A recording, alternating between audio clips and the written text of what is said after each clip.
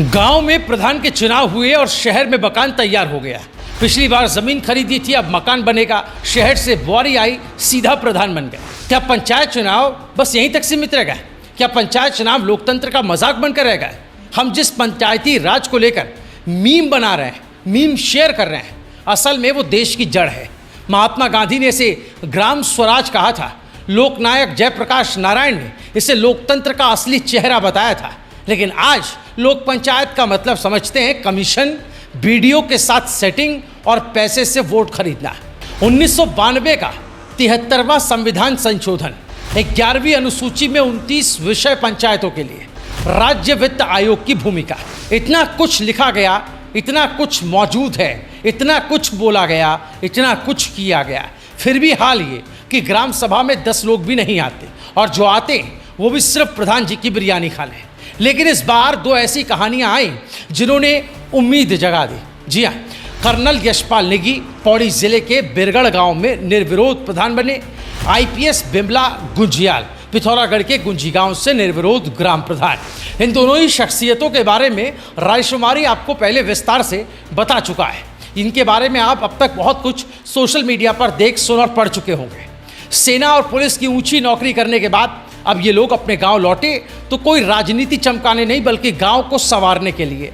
ये दिखाता है कि अगर अच्छे लोग आगे आए तो सिस्टम को बदला जा सकता है। लेकिन सवाल ये है कि पंचायत के पास क्या है और क्या नहीं।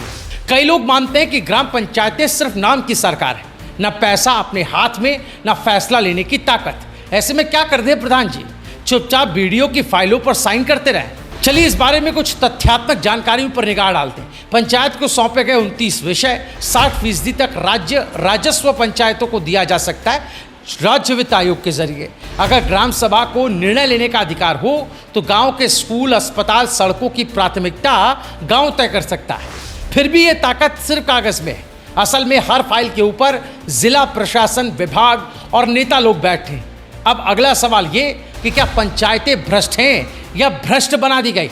अब कोई कहे कि सब ग्राम प्रधान चोर हैं तो सवाल उठता है, उन्हें चोर किसने बनाया? जब सत्ता का केंद्रीयकरण होगा, जब हर पैसा जिला अधिकारी की मेहरबानी से मिलेगा, तो प्रधान अपनी हैसियत दिखाने के लिए भ्रष्टाचार करेगा। गांव का हर विभाग, स्कूल, स्वास्थ्य, बिजली जिला में बैठे लोगों के कंट्रोल में रहेगा तो गांव में क्या बचेगा? इसका क्लासिक उदाहरण समझते हैं। राजीव गांधी ने कहा था 1 रुपया दिल्ली से चलता है, गांव तक पहुंचते पहुंचते सिर्फ 15 पैसे बचते हैं। अगर पूरा 1 रुपया सीधे ग्राम पंचायत को मिले और ग्राम सभा तय करे कि पैसा कहाँ लगे, तो ना घोटाला होगा न गड़बड़ झाला। ऐसा कैसे होगा? इसके लिए जानना होगा कि क्या है ग्राम स्वराज और गांव की ताकत। गांव से बहने वाली नदी का चट्टान कैसे मिले, ये गांव तय करे। गांव में शराब की दुकान खुले या ना खुले, ये गांव तय करे। स्कूल में कौन पढ़ाए, अस्पताल में कौन डॉक्टर आए, ये गांव तय करे। इसके लिए हमें केरल का उदाहरण समझना होगा। पंचायतों को अधिकार दिए गए। कोका कोला का प्लांट गांव ने बंद कराया। शिक्षा, स्वास्थ्य जैसे क्षेत्र पंचायतों के तहत आ गए। पश्चिम बंगाल की बात कर लेते हैं। पश्चिम बंगाल का भी उदाहरण हमारे सामने है। पंचायतें लघु पन बिजली प्रोजेक्ट चलाती है। ग्राम सभा का बजट खुलकर जनता के सामने होता है। चलिए बात करते हैं गांव की अदालत यानी न्याय पंचायत, जिसे हम गांव की अदालत कह रहे हैं। गांव में आज भी कई पारंपरिक पंचायतें विवाद निपटाती हैं, लेकिन उन्हें कानूनी मान्यता नहीं। अगर पंचायत को न्यायिक ताकत दी जाए तो छोटे मोटे झगड़े गांव में ही सुलझ सकते हैं। कोर्ट का बोझ भी कम होगा और जनता का भरोसा भी बढ़ेगा। अब जहन में एक सवाल उठेगा आपके भी कि क्या आज की पंचायतें असली पंचायतें कहलाने लायक हैं? आज के गाँव में पंचायत मतलब प्रधान की बीवी के नाम की सत्ता, फाइलों पर साइन करने वाला एक सस्पेंड ना हो जाने वाला व्यक्ति और चुनाव जीतकर सिर्फ 5 साल अपनी ब्रांडिंग करने वाला नेता। लेकिन दोषी सिर्फ प्रधान नहीं है, दोष सरकारों का भी जो अधिकार नहीं देते, अफसरों का भी है जो आदेश सुनाना चाहते हैं, राजनीतिक दलों का भी है जो गांव को बांट देते हैं वोट के नाम पर। आखिर में सवाल ये कि अब करें क्या? तो पंचायत चुनाव फिर से दस्तक दे चुके हैं। कुछ लोग फिर से मीम बना रहे हैं, कुछ लोग फिर से वोट बेच रहे हैं। लेकिन आप क्या कर रहे हैं? क्या इस बार आप अपने गांव के लिए वाकई जिम्मेदार व्यक्ति चुन रहे हैं? क्या आपने अपने गांव की ग्राम सभा में कभी हिस्सा लिया? क्या आप जानते हैं कि आपकी पंचायत को कितनी राशि मिलती है? क्या आपने कभी पूछा कि पिछले साल गांव में क्या काम हुआ?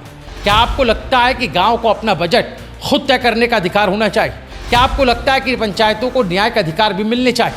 पंचायत चुनाव को मजाक समझने वालों को अब इसे गंभीरता से लेना चाहिए, क्योंकि गांव बदले बिना देश नहीं बदलेगा और बदलाव पंचायतों से ही शुरू होता है। ये जो पूरी जानकारी आपने इस वीडियो में सुनी, ये जानकारी हमें दी है वरिष्ठ पत्रकार, उत्तराखंड के जाने माने जो है लेखक, और उन्हें आप अक्सर कई मंचों पर सुनते हैं, एक आंदोलनकारी, एक एक्टिविस्ट की भी छवि उनकी है। हम बात कर रहे हैं चारू तिवारी की। उनके द्वारा लिखे गए कई लेखों से हमने ये जानकारी प्राप्त की और आपके लिए ये वीडियो लेकर आए। आपको ये जानकारी कैसी लगी, कमेंट ज़रूर करके बताएं। इस वीडियो को ज़्यादा से ज़्यादा शेयर करें।